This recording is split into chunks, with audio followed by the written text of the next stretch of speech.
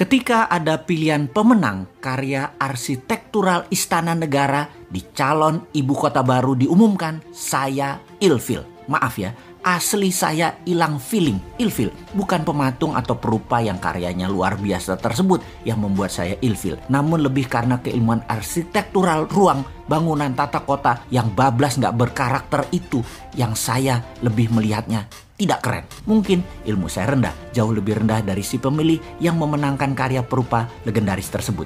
Tapi dalam hati saya berkata, toh nanti kalau New Mind menjabat, ibu kota baru gak akan jadi kenyataan dan pindah ke Penajam tersebut.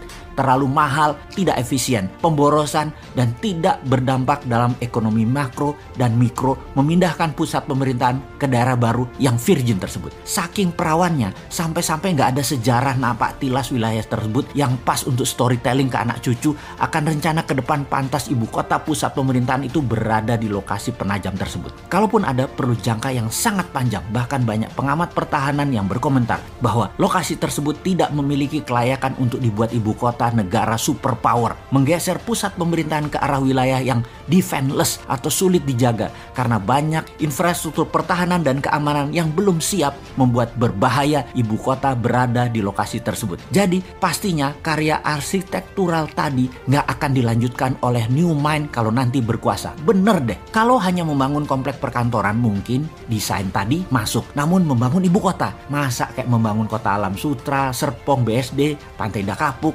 gitu sih modelnya. Membangun pusat pemerintahan itu membangun Wakandanya Black Panther. Sekali lagi, Black Panther ya, bukan Blackpink. Bener deh, kalau New Mind pusat pemerintahan tetap di utara Jakarta, bekas tanah reklamasi. Sekalian buat benteng laut utara Jakarta. 5.000 hektar itu New Wakanda. Full teknologi, full digital, paperless, kontrol satelit, telekomunikasi jalur baru, e-rupiah, digital aset, dan banyak lagi ke depannya yang dunia pemerintahan butuhkan. The real e-government. Masa membangun ibu kota di abad 21 kayak membangun properti perumahan gitu sih? Hanya casing doang.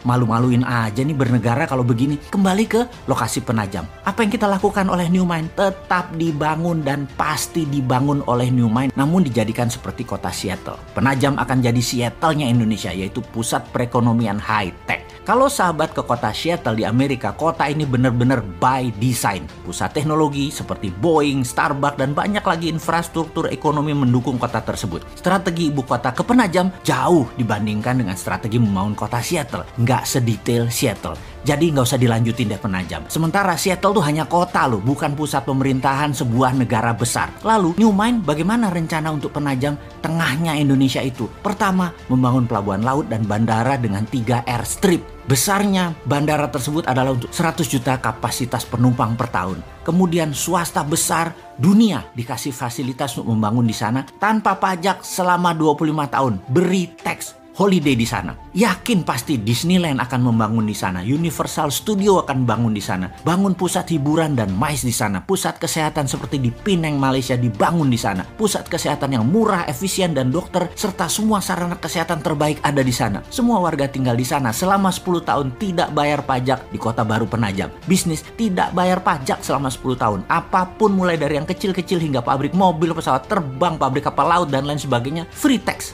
Berlaku e-rupiah di Penajam dan pendanaan lewat SWF e-rupiah printing money di Penajam. 2.000 triliun dibanjiri di Penajam dengan e-rupiah setiap tahunnya selama 15 tahun ke depan. Yakin pasti 2 juta populasi akan pindah dalam 5 tahun ini dan 10 juta populasi akan ada di 25 tahun dari sekarang. Indonesia di tahun 2045, Penajam adalah darlingnya Indonesia. Kemudian pusat pemerintahan di Pulau Reklamasi yang sekaligus membangun Great Giant Wall, dam laut untuk menahan banjir Jakarta serta pertahanan laut utara pusat pemerintahan tersebut. Di sana adalah e-government pertama di dunia dan e-rupiah pendanaannya. Aduh, jadi kangen masa depan.